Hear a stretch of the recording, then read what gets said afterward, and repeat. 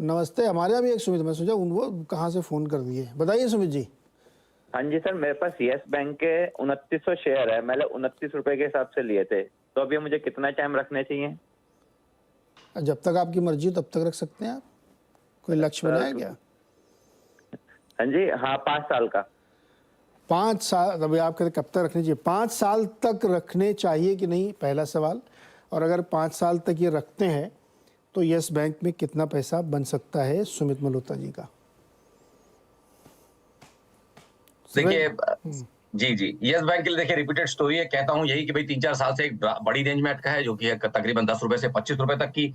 और आप लास्ट तकरीबन साल भर का डेटा देखेंगे तो 15 से 25 या 24 के आसपास जो हाई रखा था, तो आई थिंक उस रेंज में अटका हुआ है। तो रेंज ट्रेडिंग के लिए बहुत बढ़िया स्टॉक है। अगर आप 15-16 में लेते हैं तो डेफिनेटली आपको 22-25 में एक बार बेचने को एक दो बार मौका मिलता है।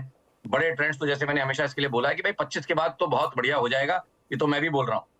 तो 25 का ब्रेकआउट होने दें, तब उसके बाद एक इसके बारे में कुछ लंबा सोचेंगे। बट फिलहाल मुझे लगता है कि 15 से 25 की रेंज है, और फिलहाल रेंज के अपर एंड से एक इन्वर्जन मारा है, तो नीचे की तरफ थोड़ा फिसल सकता है।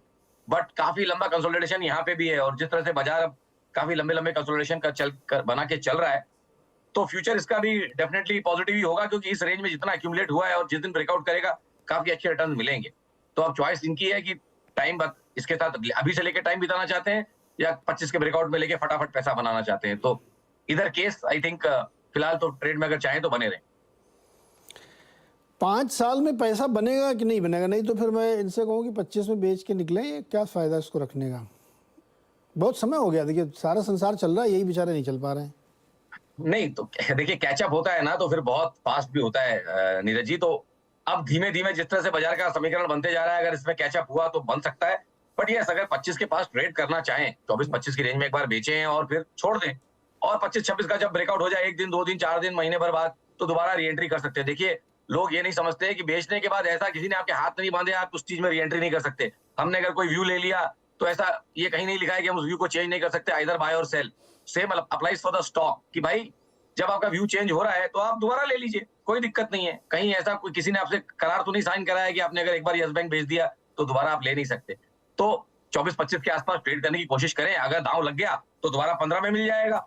तो 1 तो पॉइंट नहीं तो ऑलमोस्ट अभी 1 पॉइंट। सरवेन जी, चूंकि इन्होंने 29 पे लिया है तो अब ट्रेड करने के लिए तो उनको नई क्वांटिटी लेनी पड़ेगी, वरना तो लॉस है इनका। हाँ जी, तो इनको नीचे में 12-15 वाली रेंज में, 15 की रेंज में थोड़ा इनको अगर चाहे तो ये ले, उसमें 10 रुपए के नीचे एक स्टॉप लॉस लगाएं, अगर उस तरह की इनको स्ट्रेटजी करनी है इनके केस के बेसिस पे। बट इनके भाव के हिसाब से मैंने बोला था कि ट्रेड में बने रहे। जिस दिन इसका ब्रेकआउट होगा इनके पैसे बनेंगे, शायद 6-12 महीने के अंदर हो जाए, ऐसा मेरा मानना है।